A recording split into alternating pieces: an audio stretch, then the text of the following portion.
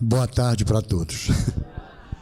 Bom, eu vou começar o nosso papo chamando a atenção do que era eu há 30 dias e o que sou eu hoje. Como se houvesse grandes diferenças, né? Porque eu já fiz 77 anos. Mas é que aconteceram algumas coisas surreais. Alguns alunos aqui, quer dizer, alguns professores, alunos, foram meus alunos do Prof. Mate, que me deixou super feliz. Eu fui comer um sanduba ali na Marechal Floriano, encontrei 2. Aqui encontrei mais 2, né? O que significa que eu não estou envelhecendo sozinho, não é verdade? Bom, uma empresa que tem uma plataforma lá no YouTube, um canal no YouTube, chama Recortes de Matemática e Física. Mais ou menos em dezembro para janeiro, meu filho me telefona, filho de São Paulo. Ô pai, você sabe que você está com 500 mil cliques no YouTube? Ele, como 500 mil cliques no YouTube? Você está maluco? Não, maluco está você que não sabe disso. Aí eu fui olhar.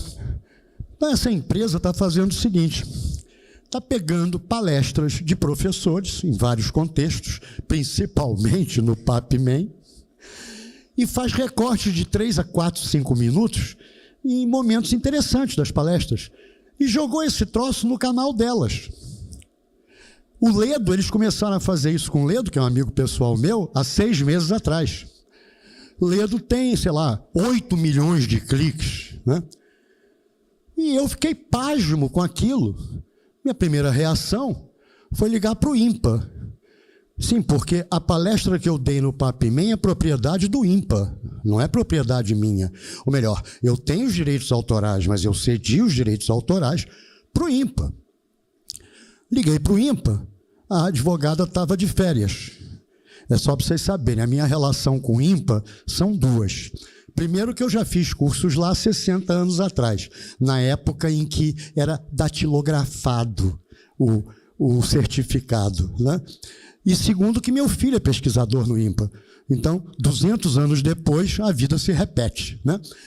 Aí eu liguei para lá, ela estava de férias, a advogada, eu disse, bom, então eu vou esperar ela voltar de férias. Porque a primeira coisa que eu ia perguntar é que ECA é essa, né? Aí alguns amigos disseram para mim, um mês depois, ela não tinha voltado de férias, eu já estava com 1 milhão de cliques. Aí os meus amigos disseram, mas Nerhab, você está reclamando de quê? Eu estou reclamando porque eu não gosto de oba-oba, né? Eu sou um cara engraçado, divertido, sacana, mas eu não gosto de oba-oba. Quando se diz respeito ao meu trabalho, né? O cara tira coisas do contexto, joga na internet, eu mandei os caras trocarem o título de 3 ou 4 melecas que eles fizeram lá, né? Bom, moral da história, há 60 dias atrás, eu carrego o ônus de virar vedete. Com licença na minha palavra, é uma merda, porque eu me mudei há pouco tempo, vou tomar uma cerveja lá no boteco da piscina, passa um garoto, 20 anos no máximo, professor, adoro seus vídeos. Aí à noite, tomando outra cerveja, um cara grande pra caramba se levanta, eu digo, se eu fiz alguma coisa errada, eu estou perdido, porque o cara era grande pra caramba, veio na minha direção. Conheço o senhor de algum lugar, estou perdido. O que eu fiz? O senhor é professor? Sou. Seu nome é Nerhab? Adoro seus vídeos. E, finalmente, voltando do supermercado com um primo, que passou uma semana aqui no Rio, um garoto sai da entrada do prédio dele, posso tirar uma selfie com o senhor? Aí eu digo, caraca, depois de velho, né? Virei vedete. Agora, o que fazer com isso? Não sei, não tenho a menor ideia. Não gosto desses recortes que fazem dos vídeos, porque tiram do contexto uma aula de mais de 1 hora de duração, mas é a vida, né? O que eu sei é o seguinte, em muito pouco tempo o YouTube vai desmonetizar esses canais, né? Vai desmonetizar, porque claramente... tem um quê de ilegal nessa história, né? Os caras estão ganhando dinheiro às custas de outras pessoas. Então, isso vai ser desmonetizado. Bom, estou contando essa história porque quando o Bruno me telefonou, Nerhab, você quer fazer uma palestra lá para a galera do município? Eu digo, vou adorar, né? Vou adorar. Agora, Bruno, olha só. Eu não sou exatamente o cara com o maior tesão no mundo em Olimpíadas. Já fui, há 40 anos atrás. Quando eu tinha 30, 40 anos, eu achava do cacete, né? Eu fui professor de alguns caras que vocês já ouviram falar. O Nicolau foi meu aluno. O P. César foi meu aluno, P. César do IMPA. Depois eu fui aluno dele. O meu filho foi aluno do P. César. É tudo, como diz o P. César, uma máfia, né? O Paulo César Carvalho. Carvalho, não, perdão. Não é Carvalho. Não, é porque eu tenho um orientador que se chamava Carvalho, deu um curto-circuito cerebral. Nessa idade também tem isso, sabe? Tem que dar uns curtos-circuitos cerebrais. Aí eu disse, olha, cara, eu topo, mas eu vou fazer do meu jeito. Não é errado, e claro que você vai fazer do seu jeito. Então, tá legal. Então, olha só.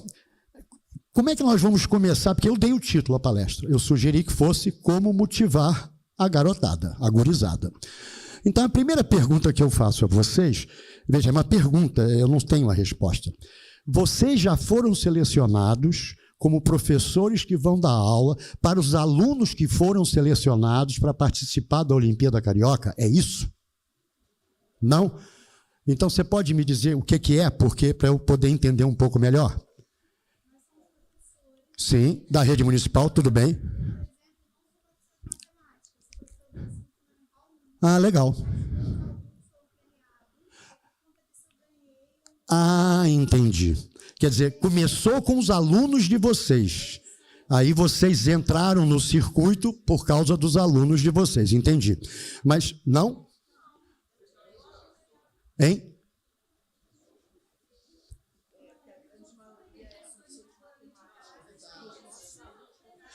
Perfeito. Não, estão me dizendo que a maioria de vocês é professor de matemática e que alunos foram beneficiados com a participação na Olimpíada ou qualquer coisa por aí, né? Mas a minha pergunta a vocês é a seguinte: haverá um treinamento específico para esses alunos? Não, não necessariamente. Então, eu vou fazer uma pergunta cretina, porque eu não sei a resposta. O que vocês estão fazendo aqui?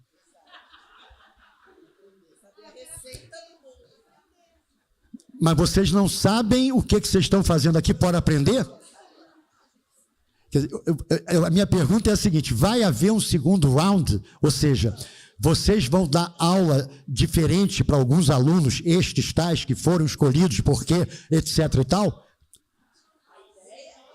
A ideia é essa. Não, tudo bem.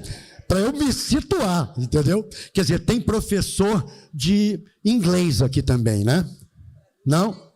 Não? Português tem? Seria ótimo. Geografia, maravilha. Sim, sim.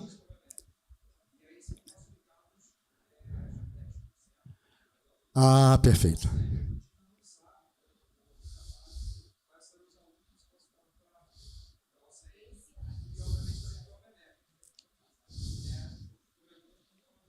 Tá.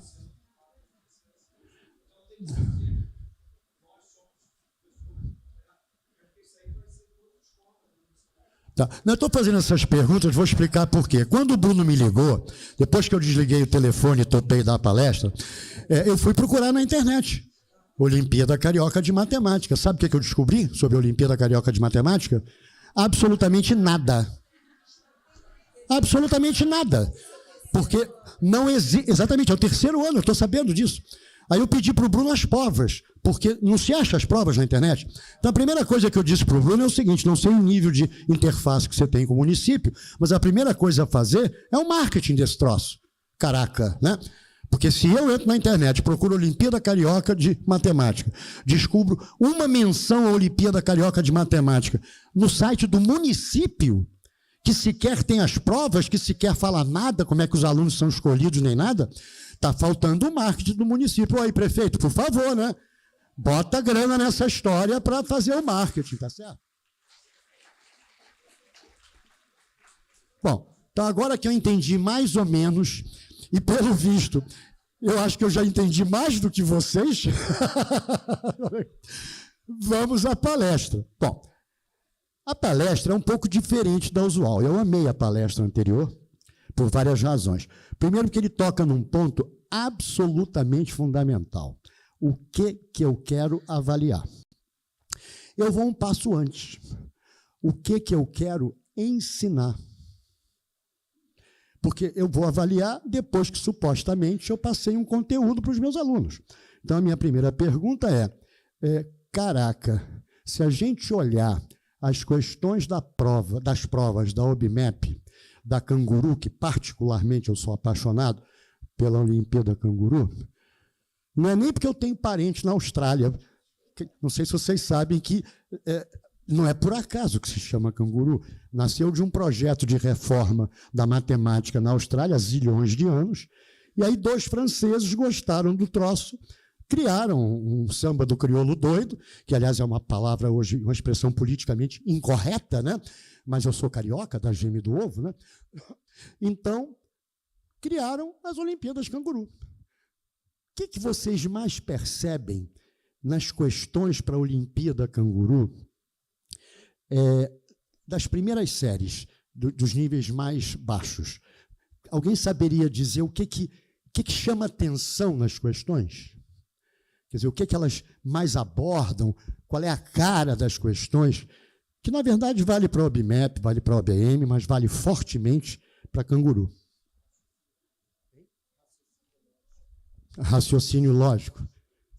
Hein? Tá, mas esse raciocínio lógico a que você se refere, o contexto da questão é tipo charada ou é figurativa? Hein? Figurativa. Então, se vocês prestarem atenção nas questões de todas as Olimpíadas, para as crianças até talvez um 5º, 6º ano, 70% das questões têm imagem. Por que tem imagem? Né? Essa é uma pergunta interessante, a gente vai abordar isso aqui. Então, eu pergunto, se a Olimpíada para crianças do 3º, do 4º, do 5º, do 6º ano pede um determinado tipo de conteúdo, caraca, aí eu vou olhar o que eu ensino. Tem alguma coisa que a ver?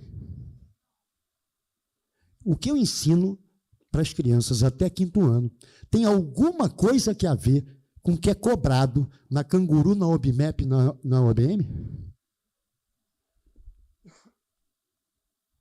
Diretamente não tem, não.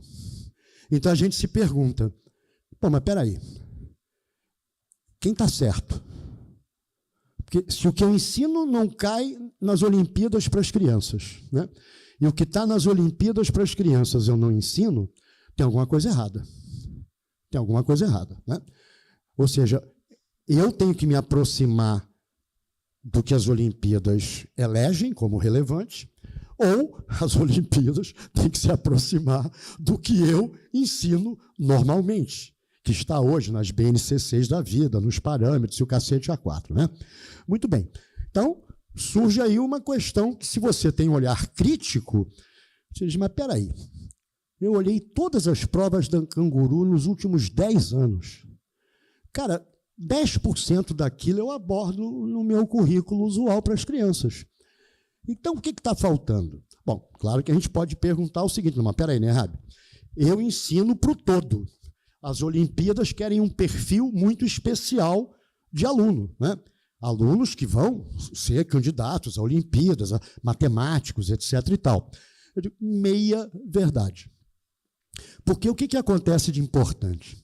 A gente está esquecendo de uma coisa fundamental quando a gente dá aula para crianças, e aqui eu faço um parênteses, tá?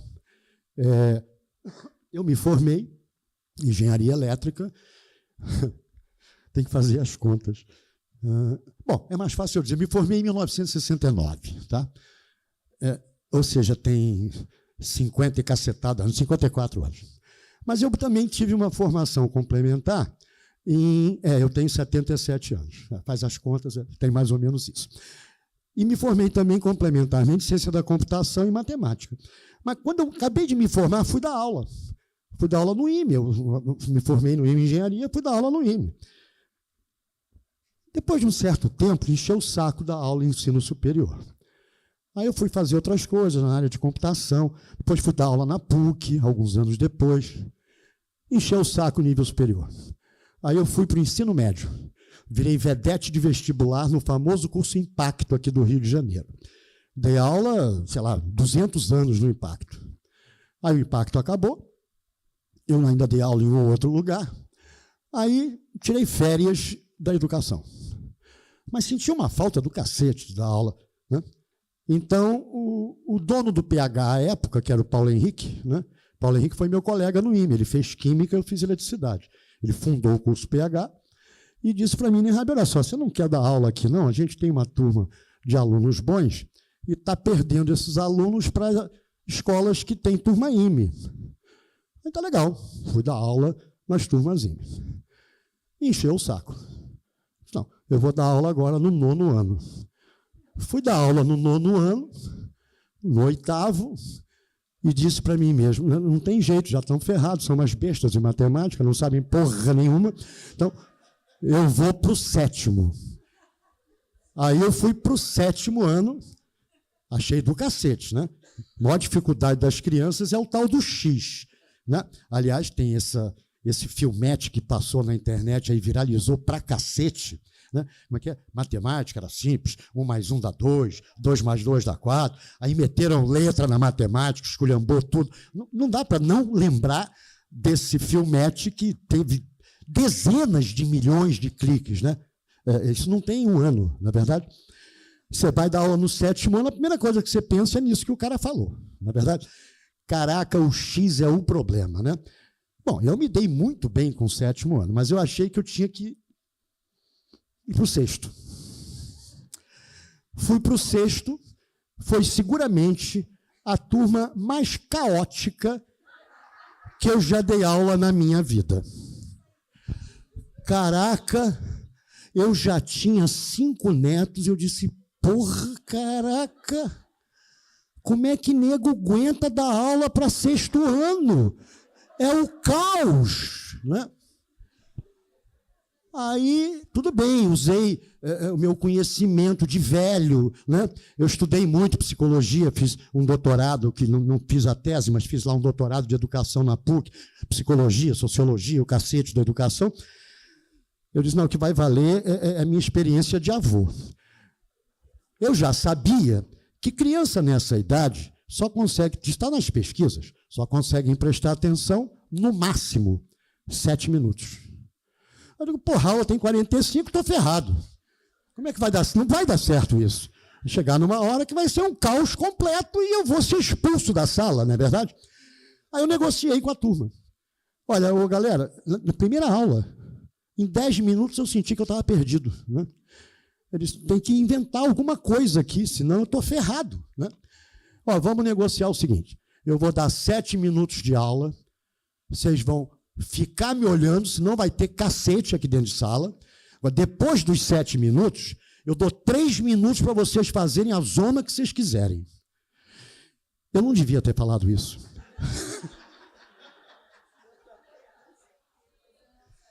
Cara, subiu a coordenadora, a assistente da coordenadora, a pedagoga do cacete, a psicóloga, achando que estavam quebrando o prédio. Porque quando eu falei, podem fazer a zona que quiserem, eles cumpriram à risca o que eu sugeri.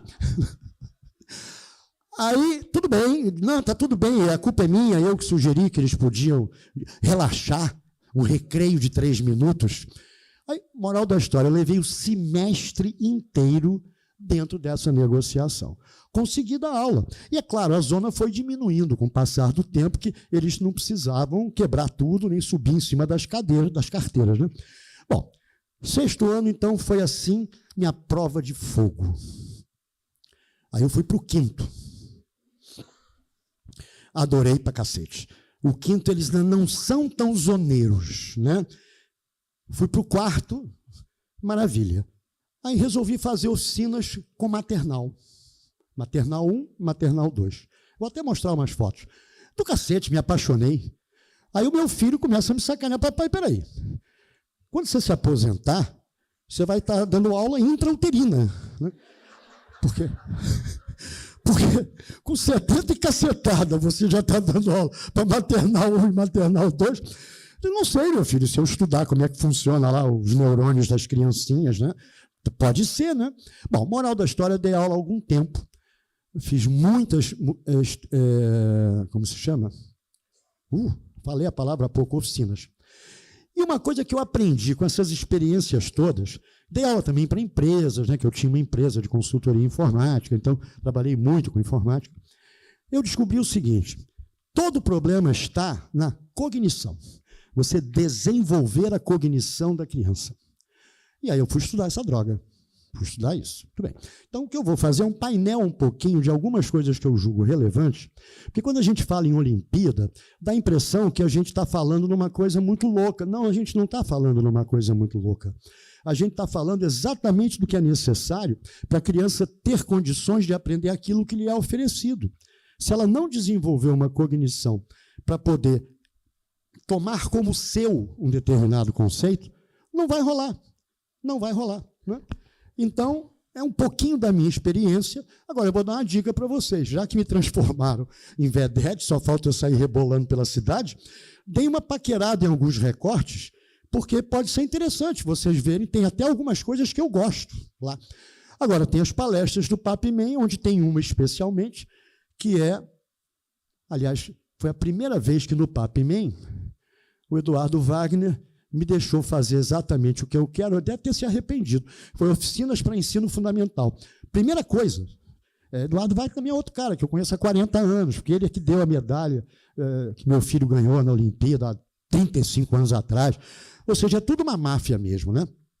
Bom, aí eu comecei a pensar o que eu vou fazer com isso tudo, né? Palestras no Papimem, palestras em alguns institutos de educação, e surgiu uma questão que eu quero abordar antes da palestra propriamente dita, que é a seguinte: cara, 90% dos institutos federais de educação estão com o seguinte problema complicadíssimo de resolver. Como equilibrar a formação em pedagogia de vocês com a formação em matemática de vocês? Algumas instituições exageram pra cacete para um lado, outras instituições exageram pra cacete para o outro, e nos dois casos não vai dar certo, né? Não vai dar certo, porque não adianta você estudar equações diferenciais, né, no ensino superior, ou tensores, né, ou geometria diferencial, se você não sabe ensinar como é que se multiplica para uma criança. Então, essa ponte é a maior dificuldade nas licenciaturas. Eu digo isso por uma razão muito simples. Eu crio cursos para instituições, né? EAD, à distância. Por exemplo, para Estácio, eu já criei uns 20 cursos, inclusive para licenciatura, alguns cursos. E, claro, cada licenciatura eu vou ter uma discordância, porque a minha opinião é que um cara que vai ser professor de matemática tem que saber matemática para cacete. Mas se ele quiser fazer um mestrado, se ele quiser fazer um doutorado, se ele quiser ser professor de uma criança de 3, 4, 5, 6, 7, 8 anos de idade, ele tem que saber dar aula daquele conceito. Por que eu digo isso? Quem deu aula de matemática para um dos meus netos foi uma pessoa que não sabia absolutamente nada de matemática. Ora, como é possível você estabelecer o conceito de contagem, de número e de tudo que cerca isso para uma criança se você não sabe isso? Então é uma coisa complicada. Quer dizer, você tem que ter você tem que estudar psicologia educacional, você tem que estudar sociologia educacional, você tem que estudar o mundo que você vive hoje. Que mundo é esse? Pós-industrial. Né? Nós estamos no mundo do Bauman, né? O mundo líquido, não é verdade? E o mundo do Habermas, que escreveu um texto maravilhoso, Conhecimento e Interesse, sei lá, 70 anos atrás. Habermas está vivo até hoje, é da escola de Frankfurt. Esses dois pensadores caracterizam a realidade do mundo atual. Quer dizer, às vezes, se você é mais reflexivo, você diz, bom, quando dá aula, né? Eu fico nervoso quando dou aula de algum conceito com o qual eu não concordo para o ano que eu estou dando aula. Isso me deixa nervosíssimo, né? Eu digo, pô, eu estou ensinando essa merreca para quê? Né? Não está na idade certa, não vão usar essa bosta para nada, e estou eu aqui ensinando esse troço. Então, a gente tem que ter uma capacidade de crítica, não apenas sobre nós, mas sobre os currículos, sobre as BNCCs, sobre tudo, né? Porque, no fundo, a gente tem que se atualizar. Nós somos os privilegiados, porque quando nós damos aula para criança, não há nenhuma atividade humana que faz a gente se atualizar mais do que ser professor. Eu me lembro, há muitos anos atrás, eu estava no pátio da escola, no recreio, com um grupinho de alunos. Aí um garoto, isso tem muitos anos, deve ter uns 25, 30. Aí um garoto está ali batendo papo no grupo. Estou chegando. E vai embora. Eu digo, porra, estou chegando? E o cara vai embora? Estou chegando para mim é o contrário. Mudou o significado do estou chegando? Será que estou chegando agora é para onde ele vai? Não é para onde ele está? As palavras mudam de significado, né? O que é importante no mundo em cada década muda. E a educação, como sempre, responde 50 anos depois, quando responde, né?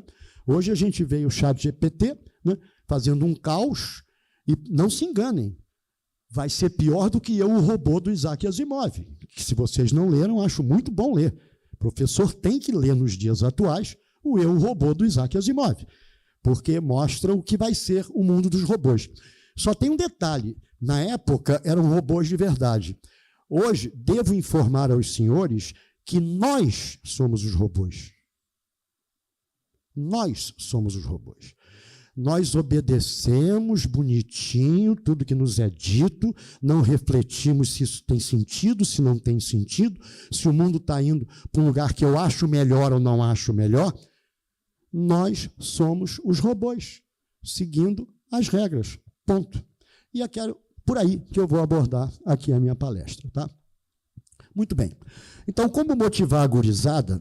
A primeira questão é: qual gurizada? Ou seja, todos os alunos da rede? Só os que têm talento? Ou mesmo os que não têm talento? Espera aí, então nós estamos fazendo um trabalho elitista? Será? Porque se eu só vou privilegiar quem tem talento, eu estou fazendo um trabalho, eu vou fazer um trabalho elitista. E os que supostamente não têm o talento que eu espero que tenham, ou alguém espera que tenha. Aí a gente vai para o Bauman, né? Que comenta muito o que nós entendemos como estranho e o diferente no mundo atual, né? Ele fala muito no lixo, mas no lixo de uma forma metafórica. Nós escondemos as coisas que a gente não quer que sejam vistas. Você sai do galeão, o que tem na estrada ali, quando você sai do galeão? Painéis. Para você não ver, evidentemente, a pobreza que está presente, não é verdade? Então, o Bauman tem alguns textos maravilhosos sobre isso, né? Do que a gente está se escondendo e o que a gente está escondendo, né? E a reflexão sempre será o que eu acho que eu posso fazer em sala de aula para melhorar a totalidade, né? Muito bem. Talento. Bom, agora vamos ver o que é talento, né? Talento é uma coisa complicada de definir, né? Será que para a gente ter talento para alguma coisa tem que ter interesse naquela coisa? Vocês acham que o interesse é uma força importante para a questão do talento? Por exemplo, pode uma pessoa ter talento para a música sem ter interesse na música? Pode alguém ter talento para o futebol sem ter interesse específico no futebol, nos grandes astros do futebol, nas competências que esses caras têm de fazer 1000 embaixadas? Eu não consigo fazer nenhuma, né? Então, interesse parece ser uma coisa importante, né? Muito bem. Conhecimento, naturalmente, se eu quero me desenvolver em alguma área, eu tenho que ter um conhecimento daquela área. E quem é que foi o primeiro cara a se preocupar com isso? Foi o Habermas, que escreveu um livro famosíssimo, que hoje está desatualizado por conta da neurociência e tudo mais, foi um dos primeiros livros que ele escreveu, que é Conhecimento e Interesse. Tem PDF na internet, né? Onde ali ele já associa os ganhos do Freud com o inconsciente, com a psicanálise, com o desejo, etc. e tal, joga tudo no saco do interesse e do conhecimento. Então, esse é um livro legal. E ele também tem um outro livro que se chama Teoria e Praxis. Esse livro é chato pra cacete de ler, porque é um livro realmente de sociologia e filosofia, é duro de ler. Mas existem alguns artigos que os caras escrevem sobre os livros. Você não precisa ler os livros. Então, tem vários artigos que você pode ler, que são simples, trabalho de final de curso, né, de uma graduação, ou uma tese, uma dissertação de mestrado, que fala um pouco sobre isso, que é uma temática interessante, porque você está dando aula, isso eu vivi na 6ª série, né? Sem sacanagem, 50% dos meus alunos deviam tomar um copo de Ritalina de manhã quando acordavam. E não adiantava nada tomar um copo de Ritalina. Eu próprio, só não tomo Ritalina até hoje porque eu nasci na época errada. Porque se eu tivesse nascido na época da Ritalina, eu estava bebendo isso, eu estava de porre de Ritalina até hoje. Porque eu sou um cara aceleradésimo, eu tenho consciência disso. Aí, como é que a gente resolve essa questão, né? Teoria e prática e interesse e conhecimento. Como é que essas coisas se juntam? Bom, se juntam no sentido, é óbvio que interesse está ligado a conhecimento, ou seja, você querer aprender alguma coisa, né? Claro que a família é fundamental, e a gente não pode esquecer que no nosso pobre país isso não é verdade, a família não ajuda, né? Às vezes não ajuda porque não tem recursos para ajudar. Eu tenho o grande benefício de ter tido pais de classe média baixa, quando eu era jovem, mas tinha 3 estantes de livros na minha casa. Eu lia tudo e mais alguma coisa. E os livros que papai achava que eu não podia ler, ele botava na última prateleira, que era exatamente um convite para pegar a escada, né? Evidente, Harry Miller, né? Todos os pecados do mundo, essas coisas assim. Quando a gente tem 15 anos, o pai, babaca, bota na última prateleira, que é exatamente lá que você vai. Se ele pusesse na mais baixa, você nem lia o título, não é verdade? Pois bem, então, a gente vai agora fazer o seguinte, vai olhar se o conhecimento está ligado à linguagem e à cultura. Aí tem outros pensadores do cacete que vale a pena a gente conhecer. A gente está na casa dele, né? Paulo Freire.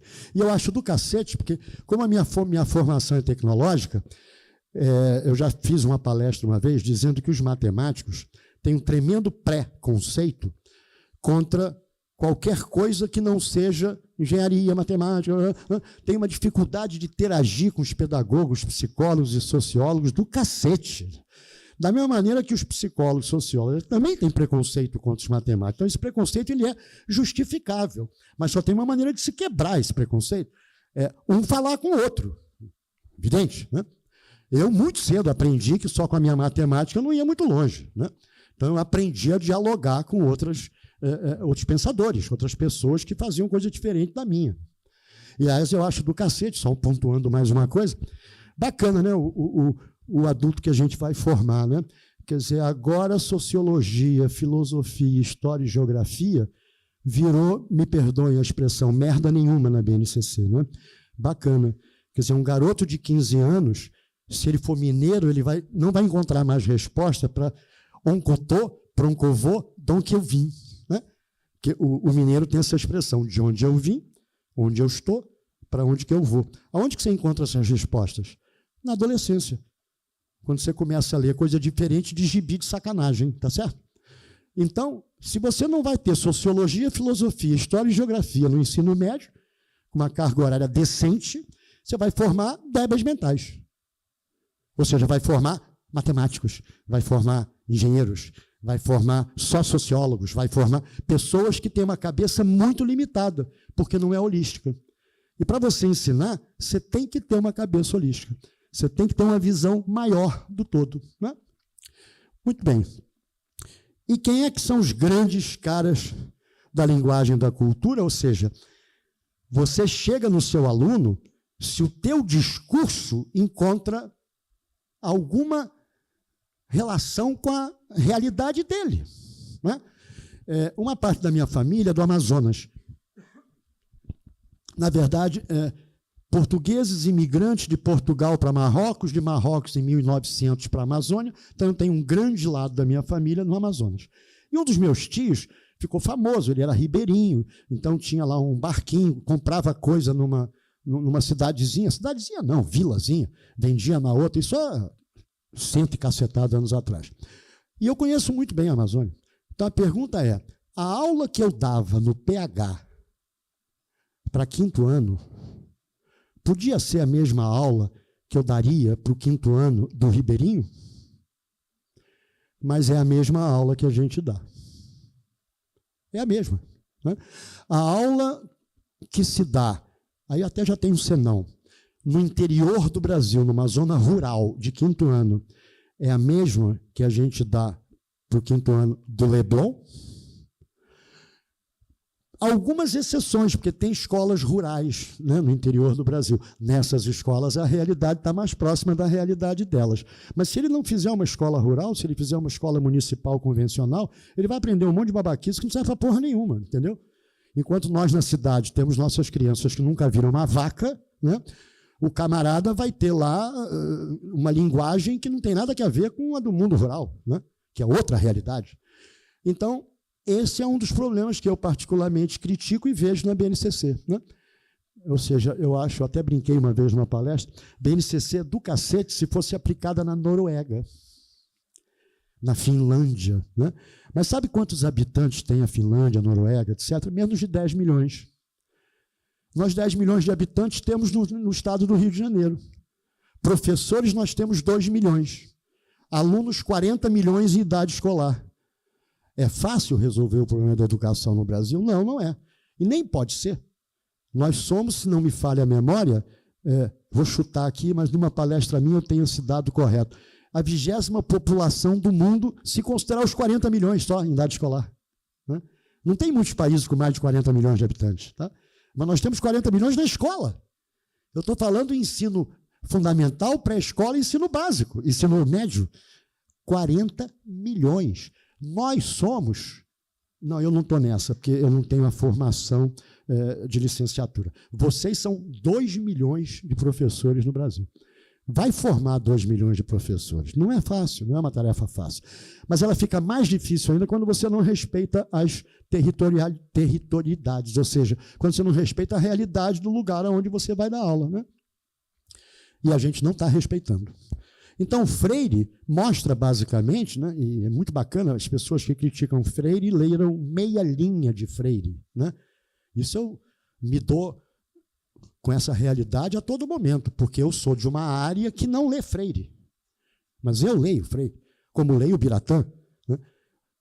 O Biratã mostra a importância da cultura, basicamente isso, a etnomatemática, a etnocultura. A professora da PUC, foi minha professora, eu e os nomes, daqui a pouco eu lembro o nome dela, é uma das maiores especialistas em didática, escreveu 60% dos livros de didática que são publicados no Rio de Janeiro. Vera Candal, pronto, Vera Candal, foi minha professora. E depois ela foi para multiculturalismo. Olha que sabedoria. Multiculturalismo. Nós não somos um só. Então, nós temos que ter uma visão diferente para cada meio onde eu estou. Né? Muito bem. Agora, a partir desse momento, eu comecei a fazer o seguinte, enchi o saco de dar aula e comecei a fazer oficinas. Em que consistia a oficina? Como eu já tinha um certo nome no mercado, eu resolvi procurar uma escola onde o cara não fosse me dizer o que eu ia fazer, eu é que ia dizer o que eu ia fazer. Se ele quisesse, queria. Se não quisesse, tchau. Entendeu? Então, eu trabalhei numa escola em Jacarepaguá, onde eu fazia aulas em que eu não seguia propriamente o currículo, mas eu costurava no currículo. Então, eu comecei a fazer uma coisa que não era usual, que é o seguinte. Quando você ensina uma coisa para uma criança do 5º ano, ou do 6º, ou começa a ensinar áreas, né? Quadriculado, aquelas figurinhas babacas, qual é a área, etc. e tal, você não revisita esse conceito 2 anos depois. E a matemática, diferente da maioria das disciplinas, ela é um diabo, né? Ela é cumulativa. Porque se você aprender Egito hoje e China amanhã, você pode ser uma besta em Egito e gostar da China.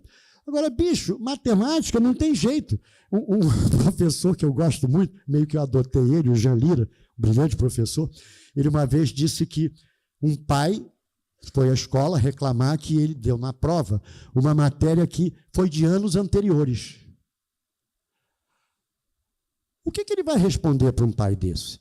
Que precisou fazer uma conta de multiplicar numa questão de 8º ano e a criança não sabia multiplicar? a gente está ferrado se é professor de matemática, porque a matemática é acumulativa. E a gente não faz a releitura. Eu comecei a fazer isso há alguns anos atrás, né? Eu sempre reservava 15 minutos da minha aula para me perguntar o que esse menino tem que saber que eu sei que ele não sabe.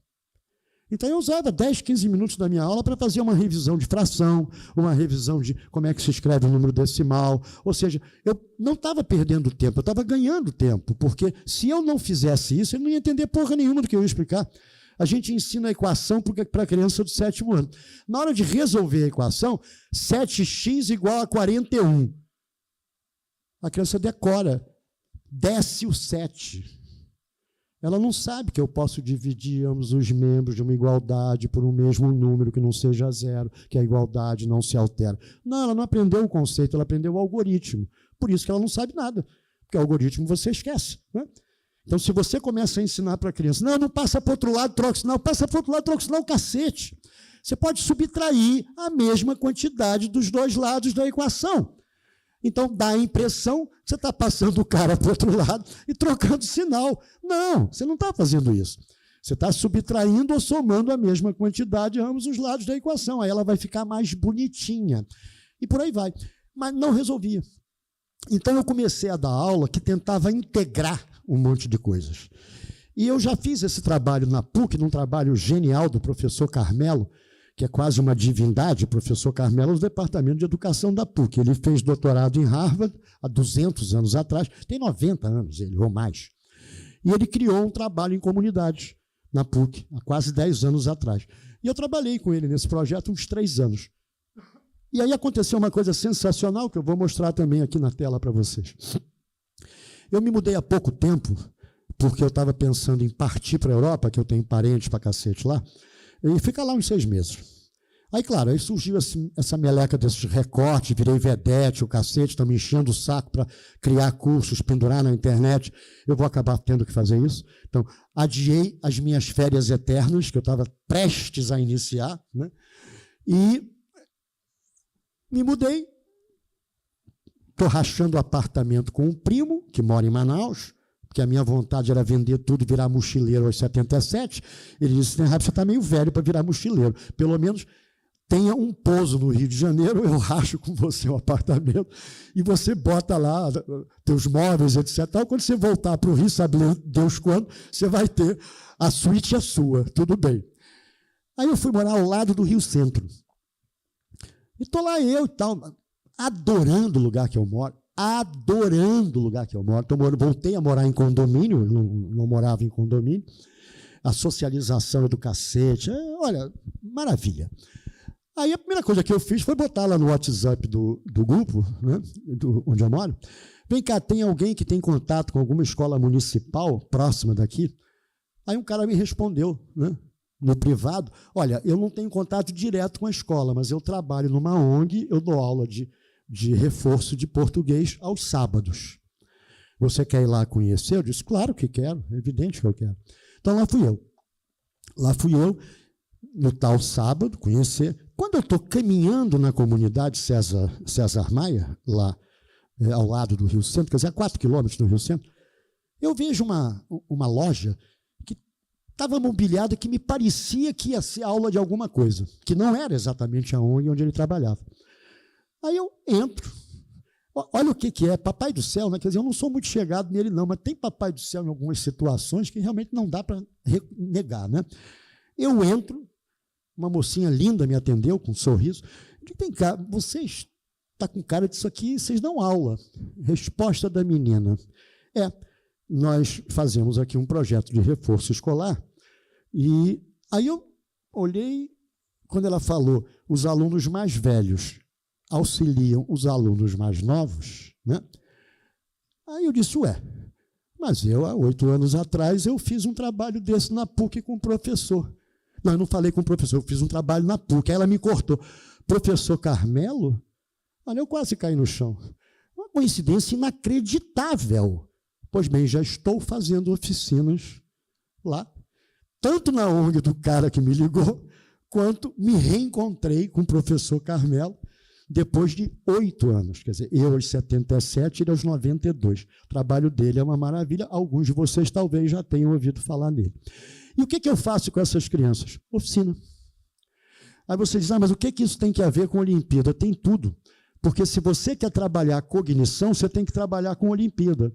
E eu tinha comentado o que mais lembra vocês as provas da Canguru, da OBMEP, etc., para crianças pequenas. Coisa gráfica. Vamos chegar lá. Eu coloquei ali uma palavrinha ladrilhar, que é um exemplo que eu não queria deixar passar, por isso que eu botei isso para me lembrar. É muito engraçado, porque quando você, numa turma, digamos assim, que os alunos são classe A e B, tá? Você faz a seguinte pergunta para eles. Vamos imaginar o tempo que ladrilho tinha 15 centímetros, tá? Eu tenho uma parede de 3 metros por 1,5 metro. Eu quero ladrilhar essa parede com 15 ladrilhos de 15 por 15. Quantos ladrilhos eu vou precisar? Vamos esquecer a porcaria do rejunte, tá? Quantos ladrilhos eu vou precisar? Aluno de turma classe A e B vai fazer a seguinte conta imbecil. Vai multiplicar 3 metros por 1,5 metro, vai dar 4,5 metros, vai calcular a área do ladrilho 0,15 por 0,15, vai errar a conta e vai dividir a área que ele quer ladrilhar pela área do ladrilho, vai errar a conta outra vez, né? Agora, o camarada que não é classe A e B, que está muito mais próximo do mundo real, né? É aquele cara que quando o interruptor quebra, é ele que conserta, ele não chama eletricista, entendeu? Esse cara vai, peraí, 15 centímetros, 3 metros, dá 20 ladrilhos assim, 10 assim, 200 ladrilhos, porra. Entenderam? Então, não depende da cultura ensinar matemática? Claro que depende da cultura, né? Não estou dizendo que nenhum cara de classe A e B seja capaz de fazer a conta de uma maneira mais inteligente, mas eu posso assegurar que 80% de quem não é classe A e B vai fazer a conta de maneira mais inteligente. Tá? Porque já pegou em serrote, já pegou em chave de fenda, entendeu? Não é verdade isso para filhinho de A e B. Tá? Eu tenho um filho que passou 6 meses com a lâmpada do quarto queimada e a mãe dizendo, pô, sobe lá e troca a lâmpada. Eu? Subi numa escada para trocar a lâmpada para o desgraçado do meu filho? Ele vai ficar sem luz a vida inteira. Sabe o que ele fez? Comprou uma espécie de lanterninha, de abajurzinho, botou na tomada, ficou aquela merda lá 6 meses com a luz apagada. É isso aí. Vê se tem cabimento um troço desse. Isso aconteceu comigo. Muito bem. Cognição. Numerácia, visão espacial. Tem um cara chamado Dehaene, Nicholas Dehaene, que é o maior neurocientista da atualidade, né? O cara é barra muito pesada. Ele há 30 anos publicou um livro chamado, oh meu Deus, Senso Numérico, tá? Senso Numérico. Porque o Piaget dizia que a gente não nascia com o conceito de contagem, né? Que isso era uma coisa que era apreendida. O Dehaene discordou disso. E, evidentemente, na época do Piaget não tinha ressonâncias magnéticas poderosíssimas como tem hoje.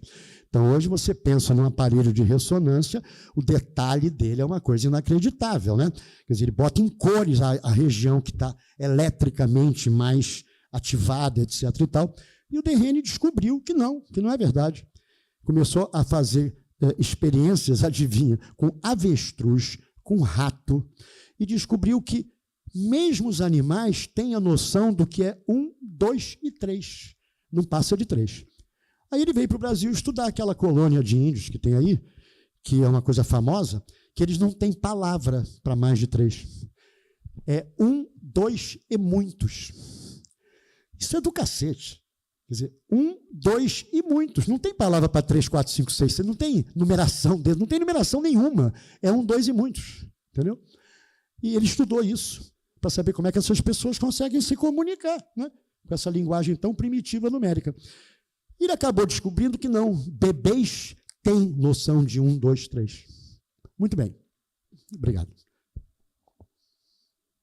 E publicou esse estudo, Senso Numérico, há 30 anos atrás. Hoje, O Derrien é uma coisa inacreditável. Ele começou a estudar qual o melhor método de letramento para as crianças. Se é um método fonético e assim por diante. Hoje, veja bem, 30 anos ele publicou o primeiro estudo. Hoje ele está estudando que região do cérebro reside a consciência. O cara é porra louca, entendeu? Mas ele é um porra louca gênio, né? Vocês podem colocar o nome dele no YouTube, vai ter uns 2 ou 3 videozinhos sensacionais, pequenos, ele mostrando as pesquisas dele, tanto falando sobre a questão do aletramento, como sobre a questão da consciência. E esse foi o primeiro cara que provou que o bebê sabe o que é 1, 2, 3, entendeu? Muito bem. Agora eu vou botar uma coisa que eu tenho várias palestras minhas que eu dei lá no IMPA, que é esse mapa. Qual é o meu objetivo a colocar esse mapa? É só provocativo. Se vocês me perguntarem qual é a minha linha política com P maiúsculo, eu vou dizer, não interessa, eu não estou aqui para isso. Agora, se vocês me perguntarem qual é o filósofo, pedagogo, etc. e tal, que você mais respeita, a minha resposta vai ser a mais simples do mundo. No quadro tem um monte de gênio. Não me interessa qual que você odeia, qual que você gosta. No quadro só tem gênio. Se você ler o trabalho desses caras, escolher qualquer um deles e seguir, você vai estar seguindo a orientação de um gênio. Então não me interessa se é direita, esquerda, centro, que se dane, isso para mim é irrelevante. O importante é a contribuição dele para como se aprende, né? Como que eu posso trabalhar melhor nas minhas salas de aula. Então, eu costumo brincar dizendo que eu gosto daqueles que estão em amarelo escuro, porque são matemáticos, né? Caras que tiveram alguma contribuição matemática. E no Brasil, um dos que eu mais gosto, que é ai, cacete, os Otandines não, é o... Deu branco, vou dizer já, o Venhot. Venhot morreu ano passado. Venhot já esteve no Nordeste várias vezes. Ele é o cara dos campos conceituais, né? Ele estuda o conceito, quer dizer, criou o conceito de campos conceituais. Até eu tenho uma palestra no IMPA um pouco na linha dele, que se chama o campo aditivo e multiplicativo. Eu até digo para vocês, eu não gosto de tudo que eu faço, não, mas essa palestra está muito legal. Campo aditivo e campo multiplicativo. É uma das aulas do Papman que eu dei. Essa vale a pena ver. Tá? Essa é interessante. Muito bem. Então, quando eu mostro essa tela, qual é o meu objetivo? Bom, se você fez licenciatura, você estudou, no mínimo, meia dúzia desses caras, né? Se não estudou 3, eu não vou acreditar que você fez licenciatura. Porque jogam vários desses caras na cara da gente quando a gente faz licenciatura. Você pode gostar de uns ou não, pode ter sido mal explicado o outro ou não, mas o fato é o seguinte, pelo menos os nomes você sabe. E existe no site do MEC uma coletânea de 60 livrinhos, 30, 40 páginas, sobre 60 pensadores. Isso foi o seguinte, o Haddad, ele era ministro da Educação em 2000. Em 2000, o MEC fez 80 anos, né? Então, eles publicaram 30 livrinhos sobre os matemáticos, perdão, os educadores brasileiros mais importantes, e não ia dar tempo de fazer isso com os internacionais. Então, o que ele fez? Entrou em contato com a Academia de Ciência da França, pegou os livros que lá haviam sobre Caplerhead, sobre uma série de outros matemáticos, e traduziu para o português.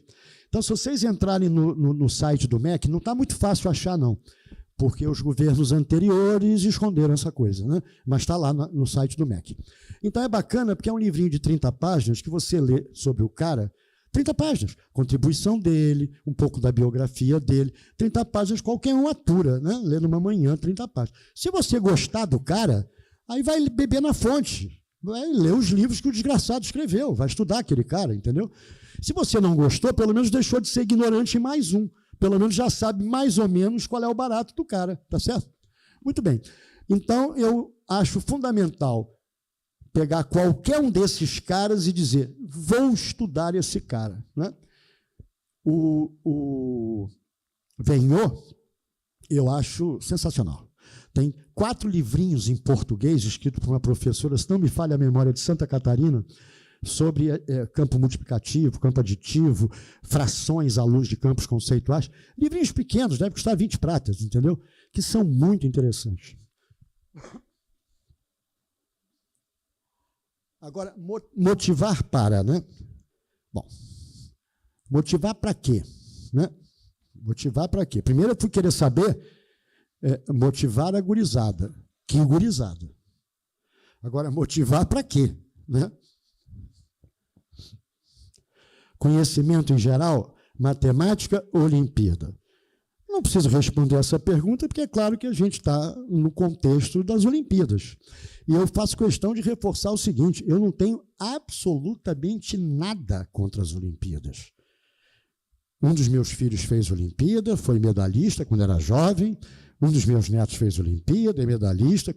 Ele é jovem. Não tem nada contra a Olimpíada. O que eu acho é o seguinte: me dói o coração ver como que o país não percebe que é super importante a Olimpíada para você pegar os talentos e aproveitar para o desenvolvimento do país. Mas também é importante pegar quem não chegou lá, né? E tentar fazer um trabalho de recuperação quem não conseguiu atingir o mínimo nível de compreensão exigida para um 4º ano, para um 5º ano, para o 6º ano. Então, eu não sou contra a Olimpíada, não. Eu só sou contra não fazerem a outra parte. Essa aqui é a questão, né? Então, o que eu vou fazer agora? Eu vou fazer uma coisa que é uma brincadeira. Todo professor de matemática tem muitas vezes o péssimo hábito, isso é desvio de caráter, com certeza, né? Adora desafio. Você bota um problema de matemática legal, o cara tem orgasmos, não é verdade? Tudo bem, faz parte, a gente foi criado assim, matemática, desafio, a gente arrancava os cabelos, quando era criança, adorava.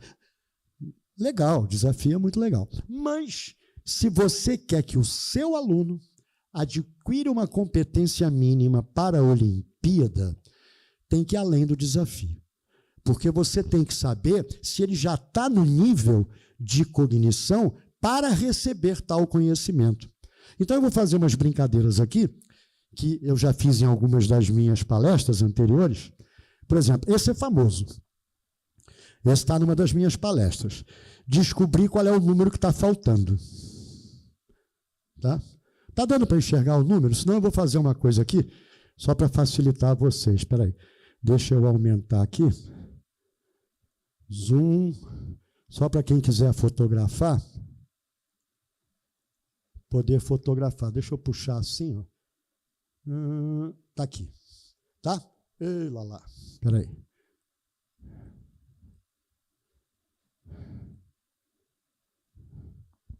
Dá para fotografar melhor assim, né? 72,99 lá em cima e 21,7 lá embaixo, tá ok? Isso é sensacional, porque quando eu vi esse troço está num livro de um sujeito, vocês não vão nem acreditar. É o cara que fez a biografia do Pelé.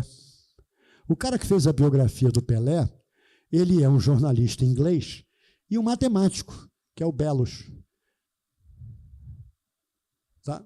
Ih, fiz uma merreca aqui, peraí.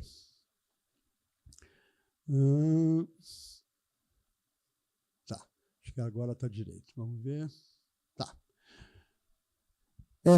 Eu não matei esse problema.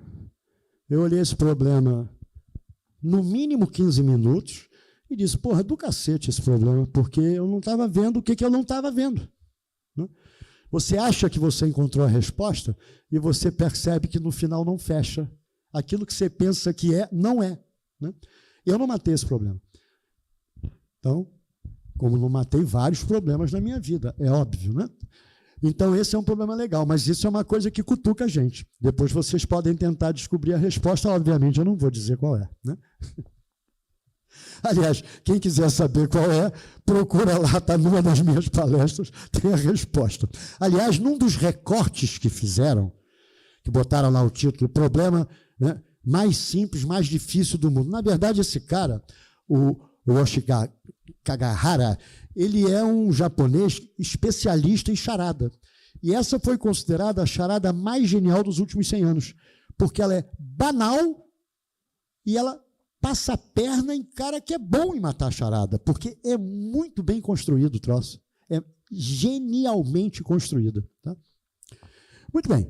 Agora, jogando 2 dados usuais. Isso eu dou aula para algumas séries de crianças usando esse exercício. Você joga 2 dados. Qual é a soma que podem dar a soma das 2 faces? Mais provável. Bom, em primeiro lugar, pode sair resultado de quanto a quanto? De 2 a 12. Tá certo? Joguei 2 dados, o mínimo que pode sair é 1 mais 1, 2, ou 6 mais 6, 12. A pergunta é, qual a soma que é mais provável? Quando vocês ensinam tabuada de somar para as crianças, vocês fazem aquele quadradinho da tabuada? Vocês fazem isso? Para soma, para multiplicação, para potência. Eu faço isso usando planilha. Se você quiser aprender isso, vá lá nas 2 primeiras palestras que eu dei no PAPMEN, que foram exatamente sobre planilha. Como usar planilha para me ajudar no ensino fundamental e médio. Tá? Que tem vários recursos poderosíssimos de planilha. Então, eu faço esse quadradinho. Agora, olha para esse quadradinho. Vê qual é a soma que mais aparece. 7, que é a diagonal. Não é verdade? E quantas vezes aparece o 7? São 36 possibilidades de sair resultado dos dados e há de 2 a 12 os possíveis resultados. Né? Então, 7 pode sair de 6 maneiras diferentes. Das 36 jogadas que podem acontecer com os dados, então é 1/6 de probabilidade. Né? A chance de sair 7 é maior. Então, se você está numa mesa que nego joga e aposta, quer acertar a soma que vai dar, tu vai apostar no 7, cara, é óbvio, entendeu? Muito bem. Isso aqui eu tenho uma história engraçada para contar. Quantos dedos tem aí?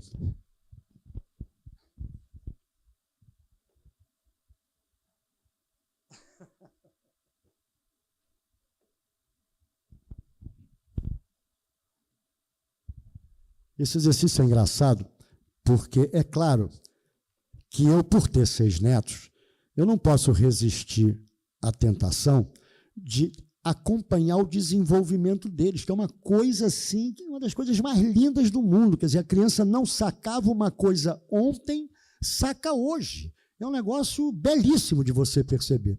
E eu, evidentemente, jamais vesti a camisa de professor de matemática com meus netos. Eu não sou idiota. Eu quero continuar a ter neto, né? Então, o que eu fazia era, eu dava a volta no cara, né? No capeta. Eu mandava, quando ele já passou a ver o WhatsApp, né? Eu mandava para ele no WhatsApp da família até, e dizia, Felipe, eu recebi um exercício legal, o que você acha? Não estou mandando ele fazer, não está parecendo que eu estou dando aula, era como se fosse uma conversa minha com meu neto. Pois bem, mandei esta merda para o meu neto. Sabe o que ele respondeu? 5 mais 5 ao quadrado mais 5 ao cubo. Caraca, quando eu li isso, eu disse, nossa senhora. O cara internalizou completamente o conceito de multiplicação e potência. Ele enxergou isso nessa figura. Do cacete. Porque o 5 gera 25, que gera 125. A resposta dele não foi somando. A resposta dele foi, na minha opinião, absolutamente genial. 5 mais 5 ao quadrado mais 5 ao cubo. Tem aptidão para matemática? Tem. Né? Tem um tio que é professor do IMPA, tem um avô que sou eu, tem outro tio que trabalha com empreendedorismo. Tem, todos nós temos talento para matemática, sem dúvida. E tem um médico que também sempre foi bom em matemática, que é o 3º filho. Então, ele tem DNA para isso. Esse é velho para cacete, né? Esse é clássico, entendeu? Tem várias figuras parecidas com essa, né? Que na primeira vez que a gente vê um troço desse, a gente diz é uma pegadinha. Na segunda vez, você já entende melhor o que eu estou perguntando, né? Então, quantos quadrados tem aí? Quadrado do menor tamanho, de tamanho 1 quadradinho, tem 9. Né? Quadrado de tamanho 4 quadradinhos, tem 1, 2, 3. Né? em cada linha. 1, 2, 3. Quer dizer, em cada linha, que eu digo, em cada 2 linhas, né? Tá certo? Ou seja, o primeiro, o segundo, os 4 da esquerda superior, né? E, finalmente, o quadrado 3 por 3. É lógico, você pode chegar e fazer um quadrado n por n e perguntar, num quadrado n por n, quantos quadradinhos você vê, né? É um belo problema. Por que eu estou abordando essas coisas? Essas coisas estão vinculadas à cognição.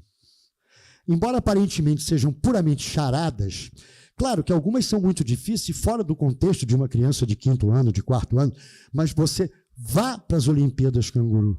Se você quer saber como você tem que transformar o seu aluno, um aluno com mais cognição, pegue todas as Olimpíadas da Canguru, em especial da OBMEP e, eventualmente, da OBM. E olhe as questões das provas de níveis mais baixos. Vocês vão ver exatamente o porquê que 70% é figurativo, que eu esqueci de dizer. Sabe uma das pesquisas do Dehaene, o Nicolas Dehaene, aquele cara maluquete, que está vendo onde é que está a consciência na cuca da gente? Ele descobriu uma coisa sensacional que a gente sempre desconfiou. Porque Montessori, etc., uma porrada de educadores, sempre incentiva para as crianças pequenininhas, desde bebê, brinquedos de encaixe, brinquedos de cores, de formas, de tamanhos, etc., né? E a criança, com isso, vai sacando o lance de classes, né? Ah, é um triângulo vermelho, um triângulo azul, um quadrado vermelho, um quadrado pequeno azul, ou seja, 5 cores, 5 formas, quantidades, por aí vai. A gente desconfiava que se uma criança brinca com essas coisas, esses manipulativos, como a gente chama, né, na matemática, esses brinquedos, entre aspas, ela talvez venha a ter uma cognição na numerácia maior. O Dehaene provou isso. O Dehaene provou que a região do cérebro que é ativada nesses manipuláveis é exatamente a região do cérebro da numerácia. Então, se você ensina os seus neurônios a fazer mais sinapses nessa região, você vai facilitar a numerácia. E eu brinco com um exemplo, que numa das palestras minhas, que eu digo o seguinte: se um garoto que está no 8º para 9º ano, eu mando multiplicar 12 por 14 e ele vai montar a conta, ele não aprendeu porra nenhuma. Porque 12 vezes 14, se você imagina que você tem 12 meninos e 14 balas, né? Ou melhor, 12 balas, 14 meninos, quantas balas ao todo você tem que ter? Então, pensa que o 12 é 10 mais 2. Eu vou usar a distributividade da multiplicação com relação à adição. Vou fazer essa merda dessa conta de cabeça, né? 10 vezes 14 dá 140, 2 vezes 14 dá 28, 140 com 28, 168. Então, isso, lamentavelmente, poucos de nós ensinam. Agora, a gente vem com aquela verborreia, associatividade, distributividade, né? Palavras, que nem outras palavras que eu odeio em matemática, odeio de alma, escaleno. Cara, tu vai usar essa porcaria alguma vez na sua vida? Não, não vai usar. Escaleno não vai. Ângulo explementar, replementar. Bicho, você está dando mais importância às palavras do que ao conceito de ângulo. O garoto não sabe ver um ângulo no papel, pegar o transferidor e medir, mas ele decorou que merda que é um ângulo replementar. Alguma coisa está errada. A gente não está ensinando o garoto a usar o conhecimento. Está ensinando um dicionário de palavras difíceis para ele quando dá aula de matemática, né? Agora, eu, quando faço as minhas oficinas, eu pergunto o que é pentacampeão. Todo mundo sabe o que é pentacampeão. Aí eu não preciso dizer o que é um pentágono. Todo mundo sabe o que é um pentágono, né? Eu não preciso dizer que tricampeão é campeão 3 vezes, porque toda criançada sabe disso. Aí triângulo fica óbvio, né? Então, você tem que criar essas sinapses para as crianças, porque eles vão ter muita dificuldade de fazer isso sozinhos se você não ajuda, né? Eu dou prefixos. Vocês já experimentaram perguntar para uma criança? Isso é uma vergonha. Milímetro. Eu faço oficina com isso a toda hora. Você já pensou? Eu digo, pergunto para a criança: milímetro. Milímetro. Como, professor? Não é milímetro? Não, eu digo milímetro. Tira o acento, como é que fica? Milímetro. Agora, você sabe o que é mili? Miligrama. Você sabe o que é miligrama? Você sabe o que é mililitro? Gente, eu fui tomar vacina, minha segunda vez que eu fui tomar vacina, aí resolvi dar uma de engraçadinho, porque eu sou um palhaço às vezes, perguntei para a mocinha, é meio mililitro? Ela, não, meio ml. Eu digo, porra! Eu fiquei de boca calada, porque ela podia me rasgar o braço, não é verdade? Eu não ia me indispor com a menina que ia me dar a vacina. Mas eu fiquei assim, não é meio mililitro, não, é meio ml. Bacana, né? É isso que fica para as crianças se a gente não correlaciona, né? Então, eu ensino os prefixos para as crianças. Prefixo, está fixado antes. Então, mili é milésima parte. O que é quilômetro? É quilômetro. A gente que é babaca fala quilômetro, porque na verdade é quilômetro, tá certo? Como quilograma. E aí as crianças aprendem com mais facilidade. Agora, na prova, a gente pede para transformar decâmetro. Alguma vez já usou decâmetro na vida? Vocês já usaram decâmetro alguma vez na vida? Eu nunca usei decâmetro. Hectolitro? Alguém já usou hectolitro? Nunca. Então, vocês percebem onde eu quero chegar? A gente se perde nas palavras, enche a cachola das crianças com uma porrada de palavras absolutamente inúteis. Agora, o conceito que tem que pegar, a gente às vezes não reforça, né? Então, quantos quadrados tem aí? Agora, esse é do cacete. Esse é famoso também. Eu não sei a altura do rato, aliás, a tartaruga, e do gato, mas eu sei a altura da mesa. Esse é chatinho. Agora, não adianta chamar de X a altura do gato, de Y. Porra, que X e Y, cara? Aí eu volto para aquela piada daquele cara que fez a livezinha, né? De, porra, matemática, 1 mais 1 dá 2, botam letra, dá uma merda federal, entendeu? Pois é, não bota X e Y nessa porcaria. A cognição para matar esse problema não tem nada com X, Y e Z. Tem em olhar para a figura. Aí você faz o seguinte, eu vou me levantar e vou para lá.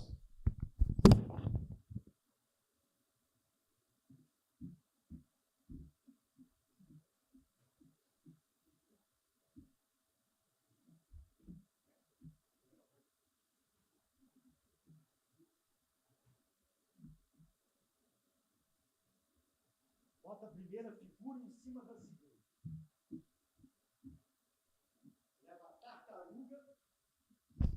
Leva a tartaruga, o 170 e o gato, coloca as duas tartarugas juntas. O que você descobre? Que está defasado a altura de um gato. Então, 2 mesas vale 1,70 m mais 1,30 m. A mesa vale 1,5 m. Não tem X, não tem Y, não tem porra nenhuma, entendeu? Olha a figura. Muito bem. Isso eu gosto de fazer, já tem que ter 8º, 9º ano pelo menos, né? Porque tem o maldito pi na jogada, né? Qual dos 2 jardins gasta mais grama?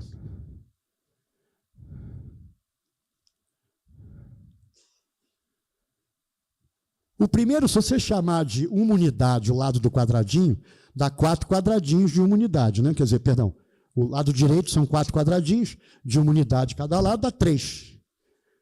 1 ao quadrado, cada quadradinho, vezes 3 dá 3 unidades quadradas.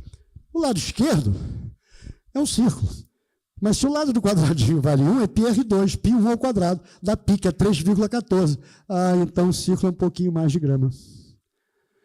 Você sabe como é que eu dou aula de π para as crianças? Eu pego um cara que tem uma cabeça grande, mando ele para o quadro, levo a fita métrica, meço em volta da cabeça dele, peço o balde para o cara da limpeza, meço o balde em volta, vejo a largura do balde. Diâmetro porra nenhuma, eu chamo de largura. Depois eu vou falar em diâmetro. Né? Largura do balde, todo mundo entende. Diâmetro, raio, para que complicar? Né? Aí eu digo, mas vem cá, se eu aumentar o balde, será que o barbante que eu preciso para dar a volta no balde é quantas vezes a largura do balde. Eu levo o barbante. Aí os caras veem que dá um pouquinho mais de 3. Eu digo, pois é, esse pouquinho mais de 3 é 3, um pentelinho, é o pi. Este cara é o pi. Acabou. Ensinado o pi. Né? Agora, esse foi um desafio que eu me dei muito bem. Mas aí já é para ensino médio. Tinha uma feira onde eu morava, e era um português chato pra cacete, mas simpático para poder vender, né? Aí eu cheguei para ele um dia só para sacanear, disse, ô, seu Manel, se eu te disser quantas laranjas tem nessa pilha, eu ganho um caixote de laranja. Ah, depois o senhor vai descobrir quanto tem nessa pilha, me deu um esporro do cacete. Eu digo, olha, o senhor vai se ferrar. Claro que eu acertei, evidente. Então, pensem nisso, levem para casa, vão na feira e descubram quantas laranjas tem nessa pilha, tá? Essa eu ganhei. Vamos embora. Agora, uma coisa rápida. Isso é uma brincadeira feita a 2. Porque o negócio da charada, qual é a desvantagem? A charada é narcísica. Porque é você com você mesmo. Quando você tem um lance em que você pode trocar com outro, é muito mais bacana. Então, eu tenho alguns troços que eu inventei de exercício, que, por exemplo, é isso. Eu faço isso em cartolina, faço isso em plástico, faço isso em... Como é o nome daquilo? É AVA, não, é EVA, né? EVA, exatamente, faço aquilo em EVA. A minha casa é um armazém, né? É um armazém. Então, qual é a ideia? Você faz essas figuras e pergunta o seguinte, qual é o menor número de peças que eu preciso para preencher sem superposição, é claro, das peças, é cada uma dessas figuras. Então, isso é um desafio legal. Então, veja bem, essa daqui, por exemplo, a primeira, você bota um hexágono, né? Encosta um hexágono na esquerda, sobe um triângulo aqui e mais 2 losangos. Eu quero saber qual é o menor número de peças daquelas disponíveis que eu preciso usar, a menor quantidade, não interessa se são iguais, se são diferentes, tá? E aí é bacana, porque as crianças ficam tentando matar essa parada, né? Agora, tem um que é mais bacana ainda, que é esse. Eu dou essas figuras, mesmo lance, só que agora é mais difícil. Agora é ensino médio mesmo. O negócio é o seguinte, você bota uma peça, qualquer uma que você escolha, por exemplo, na primeira figura, tá? Aí o teu colega vai botar uma peça também. Quem colocar a última peça, perde. Quem colocar a última peça, perde. Mas você pode escolher um triangulinho, pode escolher um losango, ou se você achar importante já encher uma porrada de espaço, bota um hexágono se couber. Esse exercício tem um complemento. Existe estratégia vitoriosa em cada uma dessas figuras? Se eu começar, eu ganho? Essa é a pergunta. Em cada uma dessas figuras, se eu começar, eu ganho? Essa é a pergunta. Então, fica aí para vocês. Isso já é uma coisa que envolve 2 pessoas. Isso aqui eu faço muito em sala da seguinte maneira. Quer dizer, eu tenho papel triangulado e tenho essas pecinhas que eu dou para os alunos, tá? Mas eu faço isso no PowerPoint porque eu posso arrastar esse troço e fazer copiar e colar. Então, dando aula com o PowerPoint, eu arrasto esses troços e coloco lá, encaixo na figurinha, entendeu? Fica uma coisa legal. Vamos em frente. Oficinas. Como eu disse a vocês, eu vou encerrar com 4 figurinhas dessas, que são a minha grande paixão, tá? É fazer oficinas sobre vários temas. Eu faço oficina sobre medição, eu faço oficina sobre fração, eu faço oficina sobre equação do primeiro grau, cada uma com um lance diferente. E eu confesso a vocês que eu, que queria entrar para férias eternas, até o Papai do Céu me chamar, não vou poder, eu vou pendurar esses troços no meu canal a partir desse mês de maio, tá? Vou colocar esses troços lá. Muito bem, deixa eu mostrar uma coisa. Essa é com maternal 1. Comprei aquelas merrecas de piscina, cortei em 3 tamanhos diferentes e várias cores. E simplesmente botei no chão. Você aprende com as crianças. O que cada um vai fazer com aquilo? Aí foi muito engraçado, porque uma coloca que nem binóculo para olhar pelo buraquinho que tem naquele negócio da piscina. Então, são coisas sensacionais. Aí você começa a dizer o seguinte, olha, eu quero ver quem consegue empilhar mais peças. Aí você testa o equilíbrio das crianças, como é que eles conseguem empilhar as coisas e tal, né? E tem coisas assim emocionantes. Por exemplo, 2 alunos dessa turma eram autistas. E a professora ficou encantada porque terminou a oficina, o garoto se levantou e veio me dar um beijo. Bom, eu fiquei completamente emocionado, mas eu já tinha tido essa experiência. Quer dizer, de alguma maneira, aquela brincadeira disse alguma coisa para ele, né? Disse alguma coisa para ele. Então, isso é sensacional. Deixa a criança brincar. Depois você dá a ordem para alguma coisa, né? Ah, eu quero que cada um pegue 3 peças, mas tem que ser de tamanho diferente. Eu quero que cada um pegue 3 peças, mas tem que ser de cor diferente. Então, você começa a brincar com classes, né? Que é na pré-escola que a gente começa a incentivar esse tipo de trabalho, né? Bom, experiência atual encontra a experiência de 2014, que foi o que eu contei para vocês do professor Carmelo, né? Então, há 2 dias atrás, que dia é hoje da semana? Não, então foi quarta. Há 3 dias atrás, eu fiz lá no César Maia e peguei as carteiras e botei para fora. Eu não vou fazer isso dentro de uma sala fechada, com pouca ventilação. Botei as cadeiras na rua, entendeu? Agora, o que eu ofereço para as crianças brincarem, né? Primeiro, analisarem. Isso. Ou seja, claro, eu tenho 30 coisas de cada uma, né? Evidente, a minha casa eu falei que é um armazém, né? Então, fita métrica que só tem centímetro dos 2 lados. Fita métrica que tem centímetro de um lado, polegada do outro. A trena pequena que tem centímetro e polegada. O metro convencional de carpinteiro, alguém sabe o nome disso? Paquímetro, exatamente. E o mais genial é que uma menina pegou o paquímetro e mediu a tampa de um refrigerante com o paquímetro, sacou na hora que era para alargar aquele troço e imprensar. Então, não diz como é que é, deixa a criança brincar com a coisa, né? Então, eu dou esse troço e começo a mostrar para eles. Ó, metro tem que tomar cuidado. Agora, se você vai numa turma de classe A e B, o cara vai abrir o metro, ele vai quebrar seu metro.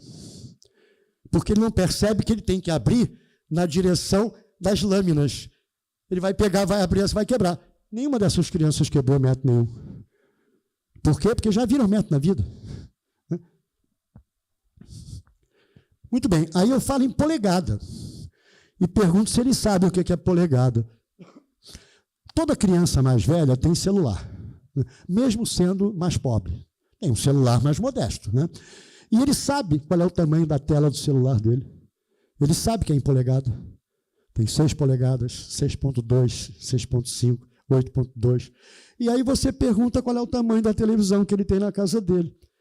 E pergunta se eles sabem como é que se mede o tamanho de uma televisão. Se é na horizontal ou na vertical. Isso é uma sacanagem, porque não é nem na horizontal nem na vertical, é na diagonal, né? Então, eles já aprendem mais uma besteira, tá certo? Aro de bicicleta. Eu tive uma bicicleta aro 24. O que é uma bicicleta aro 24? O diâmetro, 24 polegadas. Pneu, largura do pneu, altura do pneu, espessura da boca, tudo é em polegada. Tá? Muito bem. Aí o bacana não é isso.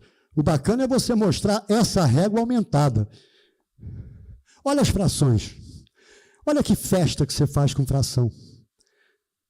Aí você manda eles contarem quantos pedaços da polegada dividida.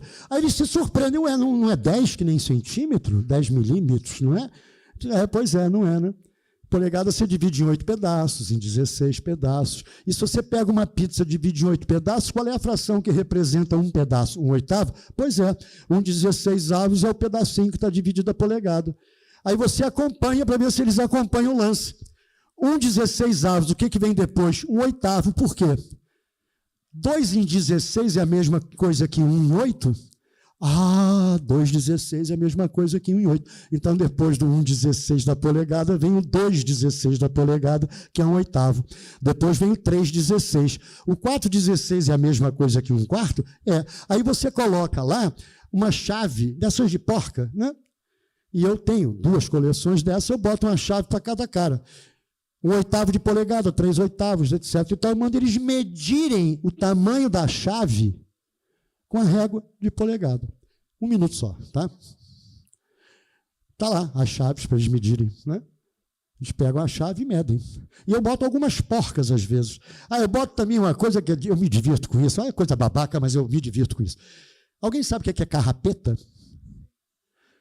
Nem todo mundo sabe o que é carrapeta, porque carrapeta praticamente não existe mais com a tecnologia das bicas de hoje. Aí o que eu faço? Eu pego uma carrapeta, faço assim, todo mundo acha que é peão. Poucas crianças sabem o que é carrapeta. Eu digo, mede o tamanho dessa. 1/4 de polegada. Então você vai mostrando aonde tem a porra da polegada na vida da gente, não é verdade? Aqui é a segunda fase dessa aula de medição, que eu mando ele olhar esses recipientes. O que você lê aí? 200 ml. O que é ml? Aí vem aquele papo, mililitro, milésima parte do litro. Pois é, aí vem esse papo todo, e aí quantos trecos desses precisa para encher 1 litro de leite, aquela caixinha do litro de leite? Claro que na terceira aula eu já estou perguntando por que a caixa de leite que a gente bota na geladeira tem 1 litro. Você acredita porque está escrito? Não, vamos medir essa merda, né? Então tá, largura, altura, profundidade, deu 1000 e poucos, o quê? Centímetros cúbicos. Então, é o saber fazendo. Quer dizer, eu ensino eles no concreto, entendeu? E isso é uma revisita. Então, isso serve para criança de 9º ano. Que vai, caraca, é isso. Quer dizer, na época que ele aprendeu, ele não tinha cognição para sacar. Ou talvez não tenha sido bem explicado. Quando você revisita, é um show. É um show. Eu dou essas 3 oficinas de medição para crianças que vão do 5º ao 9º, todo mundo junto. Não faz a menor diferença, porque o de 9º não sabe que milímetro é milimetro, também não sabe. Ele sabe de cor, que é o pedacinho da fita métrica, mas ele não sabe que isso é a milésima parte, não internalizou o que é a milésima parte do diabo do metro, entendeu? Bom, gente, e isso não acaba, né? Então, aqui tem o copinho da cozinha, que a gente usa para farinha, para café, para açúcar, para água e o cacete, e seringa de 5 ml e 20 ml, porque eu boto lá uma garrafinha, quero saber quantos mililitros cabem dentro da garrafa. O que eles fazem? Com a ampola, eles puxam a água, né, do recipiente, jogam dentro da garrafinha. Aí vão saber quanto tem ml na garrafinha. Né? Então, é para aprender a usar o ferramental e medir. Um foi genial. Numa dessas oficinas que eu dei, pegou a garrafinha e enfiou dentro do recipiente. O que subiu a água, ele disse quanto é que era pela diferença. Você vê soluções sensacionais. O outro, essa foi na Eleva que eu fiz. O outro olhou para a garrafinha e disse, professor, eu posso fingir que o gargalo é um paralelepípedo e que o resto da garrafinha é um outro paralelepípedo, e fazer uma medida aproximada e calcular o volume dos 2 paralelepípedos. Eu olhei para a cara dele, porra, esse vai ser engenheiro. Modelou o problema, entendeu? Modelou o problema de calcular o volume da garrafinha com 2 paralelepípedos. O garoto é um gênio. 5º ano. Ele vai ser engenheiro, esse desgraçado. Infelizmente, podia ser coisa mais interessante, né? Bom, queridos, é isso. Foi um prazer enorme estar com vocês. E eu finalizo dizendo o seguinte: antes de chegar na Olimpíada, cheguem na cognição. Beijo para vocês.